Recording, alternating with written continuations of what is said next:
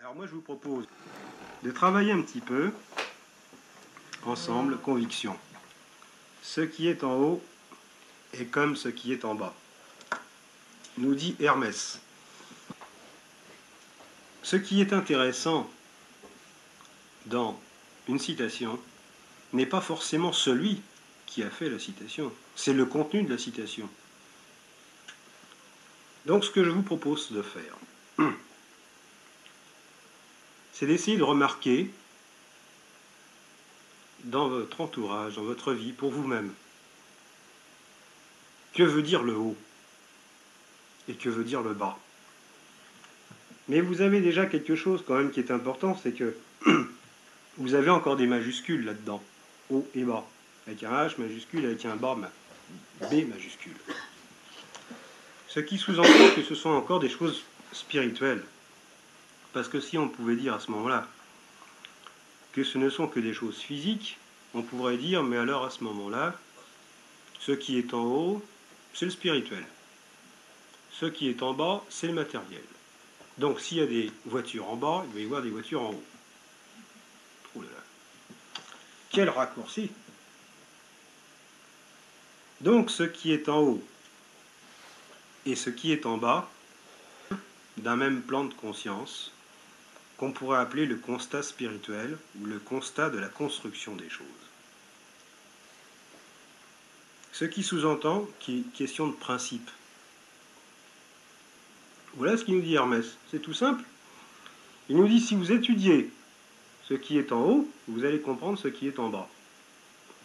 Et comme justement notre problème c'est de savoir où nous sommes, ce que nous faisons, vers quoi nous allons, en essayant de comprendre la structure de l'origine, on peut comprendre ce qui nous arrive à nous. Donc, ici, le travail, c'est le raisonnement, et ce n'est pas le raisonnement pour le raisonner, non, c'est le raisonnement pour ne pas gober n'importe quoi. Conviction veut dire que l'on est convaincu, c'est tout, que tout simplement à l'expérience ça a tenu la route, que l'on peut s'en servir dans la vie. Maintenant, quand il nous met tout est dans tout, nous dit le philosophe, lequel aucune importance. On sait que c'est une phrase initiatique. Tout est dans tout. Alors évidemment, joyeuse confusion, ce qui est en haut est comme ce qui est en bas, tout est dans tout, c'est des phrases faciles qui permettent de retourner n'importe quel argument contre un autre. D'accord, c'est vrai, on va s'en servir et vous allez voir, on aura des joyeuses pensées là-dessus. Et il nous met ensuite, quand on descend un peu plus, que si tout est dans tout, tout ne peut y être cependant qu'avec une ordonnance, c'est-à-dire présence d'une volonté. Mais si on réfléchit bien, si Dieu est intelligence, comment peut-il accepter le désordre? La hiérarchie, valeur démontrée, qui est un principe spirituel dont on a parlé tout à l'heure, ne peut être que ce principe, justement, d'ordonnance, qui veut que si tout est dans tout, c'est pas n'importe comment. Donc on ne peut pas faire n'importe quoi impunément. Et quand on fait des erreurs dans la matière, on reçoit des claques tout de suite. Eh bien c'est pareil dans le spirituel. Mais dans le spirituel, on le sent moins, parce que c'est pas physique. Celui qui sait n'enseigne pas, et celui qui ne sait pas enseigne, parole de là-au-dessus. Alors ça dépend ce qu'il enseigne. S'il enseigne de la matière, il a raison. Tu vas aller bêcher ton jardin comme ci, comme ça, sans ça tu n'auras jamais tes navets.